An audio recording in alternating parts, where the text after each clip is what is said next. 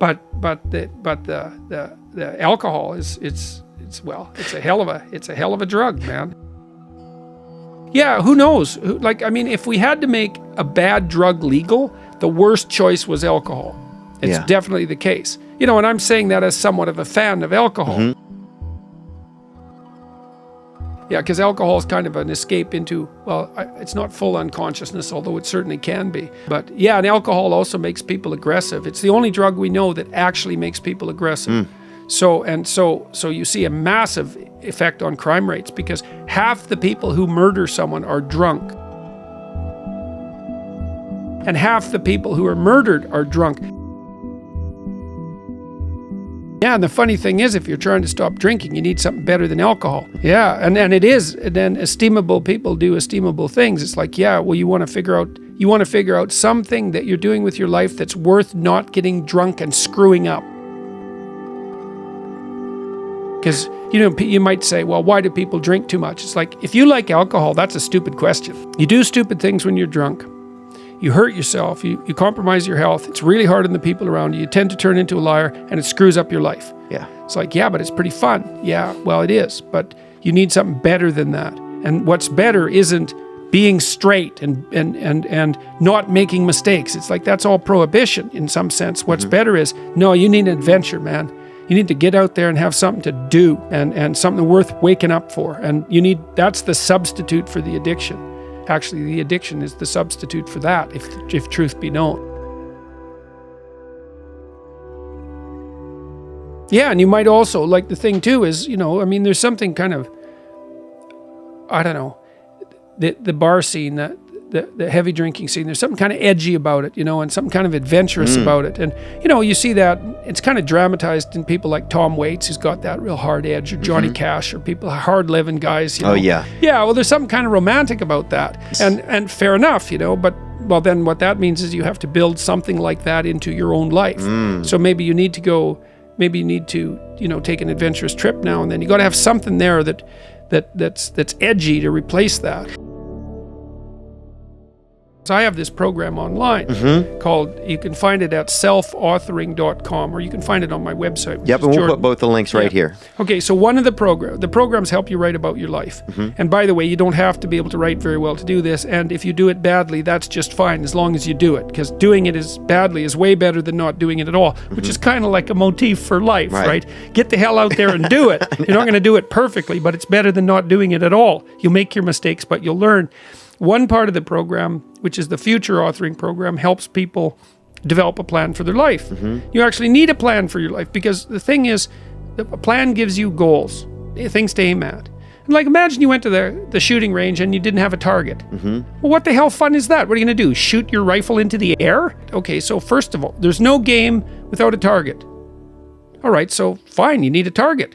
And then you might say, well, is the game worthwhile? And the answer might be, well, how challenging is the place that you put the target? If it isn't challenging enough, if it's challenging enough, the game will be worthwhile. Well, there you go. That's the secret to life. It's like, if what you're aiming at is challenging enough, the game will be worthwhile. Well, it's not worthwhile. It's like, well, reconfigure your aims then. You're not aiming high enough. By your own judgment, say, well, this isn't meaningful. It's like, hey, man, you're not aiming high enough, because if you were, it would be meaningful. Yeah. So while the future authoring program says, look, the first thing you want to do is decide that you're responsible for taking care of yourself like you're someone hypothetically worthwhile. Okay, so that's the first thing. It's like the same, imagine you have a kid and you like the kid and you'd like things to go well for them. So you got to have that attitude towards yourself, despite all your flaws, which are manifold. And that's hard for a lot of people to get to. God, yes, and no wonder, because, most of us are fixer-uppers and we need some work. And so it's not so easy to come out with the whole self-love, which is not something I'm not that comfortable with anyways. But the fact that you're not perfect doesn't mean that you aren't worth improving. Okay, so then the next thing is, so get yourself in that state of mind. Just assume it. Maybe there's something in me worth redeeming. All right, next thing. Assume that if you aim at it, you might at least be able to get close to it. Okay. Right? Or that you'll aim at it and miss, but your aim will get better across time. And you're taking a shot in the right direction. Yes, that's exactly it. And you're starting to move in the right direction. And even if you haven't got your goals specified properly, as you move towards them, you'll get smarter and you'll be able to make better goals. So you're on the right track. You're starting to calibrate. You're starting to calibrate. Exactly what you're doing. You're starting to calibrate. That's exactly it. And then the next issue is, okay, now here's another hypothesis. If you aim at it, you might get it. But you're not going to get it if you don't aim at it. Right. You might not get it if you aim at it, but you might get it. So that's at least you're setting up the preconditions. Right. Next step. Imagine your life three to 5 years down the road, and you get to have what you need and want, assuming you're reasonable. Okay, so these are the things to consider. How would you like your family to be if it could be the way you wanted it to be? What are you going to do with your relationships with your siblings and your parents? What about your kids and your wife? Your intimate relationship, right? If you could have what you wanted, what it would look like. Your career or your job. What's it going to be, and how are you going to conduct yourself in it? How are you going to educate yourself? Because you're not as smart as you could be. You need to know some more things. Because unless your life's perfect, you're too ignorant. That's basically the issue. How are you going to take care of yourself mentally and physically? How are you going to withstand the temptations of drugs and alcohol? What are you going to do outside of your work that's productive, engaging, and meaningful? Okay, so that's 7 things. It's just, even hypothetically, if you could have what you wanted, what would it look like? Okay, next thing. Write for 15 minutes about what your life could be like in 3 to 5 years if you had what you want, just so you know. So do that. Next thing. Take stock of your idiocies and weaknesses and assume that in 3 to 5 years they auger you into the ground and you are in the worst hell you could design for yourself. That's probable. Write out that, because that gives you something to avoid. Because when you're thinking, well, I have something difficult to do, why the hell should I bother? It's like, oh yeah, so I won't end up in that hell. Right. Right, because part of it is, well, I want to get to where I want to go. That's kind of nice and it's hopeful and it makes you positive, but that's not enough.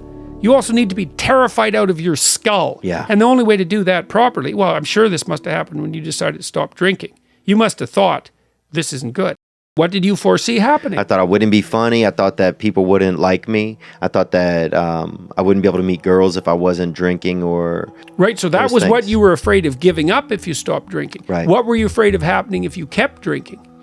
I was afraid of not achieving my dreams. I was afraid of, ending up a drug addict. I was afraid of dying in my sleep. Something, dying under the influence. Okay, so yeah, it's not like that doesn't happen to comedians. Right. Happened to him? Well, and it happened to all sorts of comedians and rock musicians. It usually happens at about 27, weirdly enough. So, okay, so you were afraid you're going to die, or you're afraid you're going to become addicted. So let's say, what would have life been like you for you if you were addicted? So you don't have a career anymore. No. Right, so you've given all that up and failed, so that's fun. So that's going to drive you even more towards drugs. Exactly.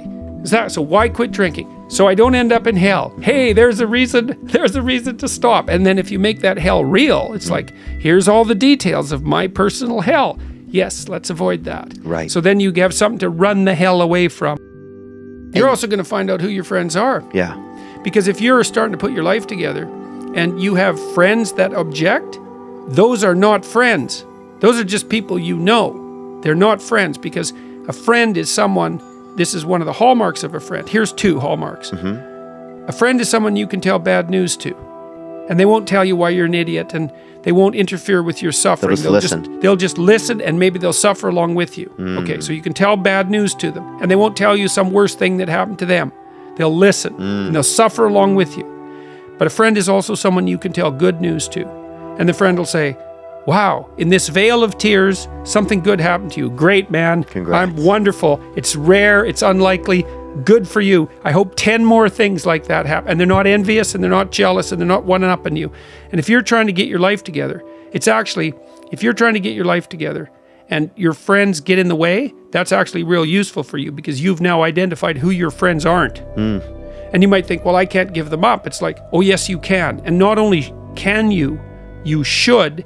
And it would be better for them, because if they're aiming down and they want you going down with them, there's nothing good about what's happening to them, and there's certainly nothing good about that for you. Yeah, they're not going to, and then they're going to learn, wow, I'm going to lose friends if I continue in these directions. Yeah. Exactly. Why is it hard for people to let go of what's so familiar to them, even if it's bad?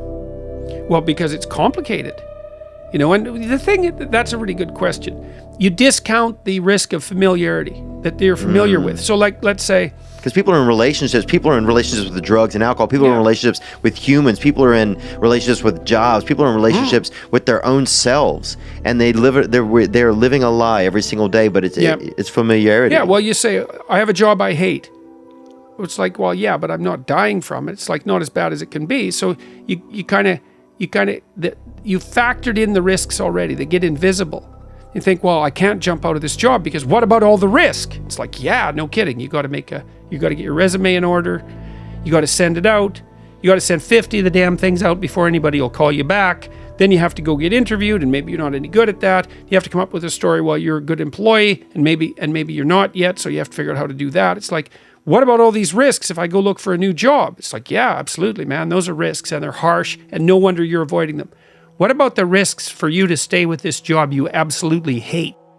Well, let's think that through. Okay, so I have this dead-end job. I hate it. I'm getting bitter. Where am I going to be in 5 years? I know where, because I've watched this with people. You're going to be just like you are now, except a lot more of what's good about you is going to be gone, and a lot more of what's terrible is going to be amplified. And you're going to be like, in 5 years, you're going to be 10 years older instead of 3 years older. Yeah. Right. And because it kills your spirit somehow. Oh, man. Yeah. So it's like, you think, oh my God, there's a terrible risk in pursuing this new job. It's like, yeah, there is a terrible risk. There's a terrible risk in you staying with your job right now. And so one of the things that's really, really freeing to understand is that you're screwed no matter what you do. There's no secure path forward. Give it up. It's risk everywhere. You think, oh my God, that's terrible. It's like, yes, except for two things. You can pick your risk. That's the first thing. So you get to pick your poison. That's something. And second, you're a lot tougher than you think. So even though there's risk everywhere, if you confront it forthrightly, what you'll find is that you can actually handle the risk. And that's the security. Well, alcohol really is a good drug for coping with anxiety. That's why people use it. So it does two. If you really like alcohol, it does two things to you. It makes you more extroverted and enthusiastic while you're on the ascending limb of the blood alcohol curve, which is why you have to keep drinking once you start. Because if you plateau, that goes away. So you got to keep drinking. Okay, so that's one thing. It makes you more enthusiastic and more full of positive emotion. And the second thing it does is reduce anxiety. Yeah. And so if you are a bit more socially anxious, and you also have that positive response to alcohol, which everyone doesn't have, by the way, then it's a great drug. But the problem is, it's a great drug for the moment. Well, alcohol is an interesting drug because it actually doesn't make people stupid. This has been tested. Like people who are drunk will take far more risk. And you might say, well, that's because they're too stupid to understand the risk. It's like, no, they're not. If you ask them about the risk when they're drunk, they can outline it perfectly. What it stops them from doing is caring about the risk. It's actually, and that's part of the anti-anxiety component. It's like, yeah, the risk is, that's why you can drive around drunk at high speed in a car, which is a really stupid thing to do. Yeah. We used to do that in the back roads of northern Alberta. It's fun, but people died all the time doing it, especially in the winter. It's like, wow, this is great. It's great until your head's gone through the windshield, like so many things. It's like jumping off a cliff. I'm flying, which is true until the last 1/10 of a second. It's like, then you're not flying, man. It's like, So alcohol has exactly that effect. It is a great anti-anxiety drug, but it does stop you, and you said it stopped you from learning the skills that you need in a social circumstance to be able to cope with that. So then it actually stops you from dealing with the anxiety. You don't have to learn how to overcome it. That's not good. Yeah.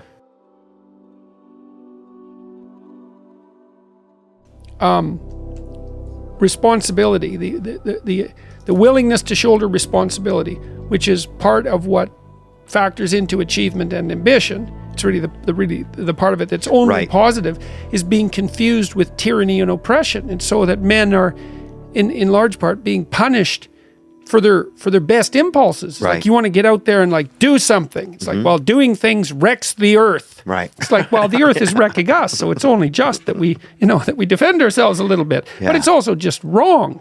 It's like that willingness to go out there and contend with the world, to go on your adventure, right? And to take the risks, and the entrepreneurial risks, and the risks of discipline, and the risks of responsibility, and to buttress and support the family system and the community system. That's all incredibly laudable. But for me, it's more than that, because I think of it as a bulwark against hell. And I mean that both literally and metaphysically. It's like, it's actually vital that you take your place in the world. And you find a meaningful, responsible path forward, because it's in that pathway that you find the meaning in your life, and that buttresses you against the catastrophe of life. And if you don't have that, you have the aimlessness and the suffering and the pointlessness and your own malevolence and bitterness. It's hell. Yeah. And then you make hell for you, and you make hell for your family, and you make hell for the community. It's like none of that's good. And so whenever I see people step away from that and they're moving forward and they're telling me about it, I really think, great, that's a miracle, man. Keep it up. Like, it's really important, and I don't care what you're doing.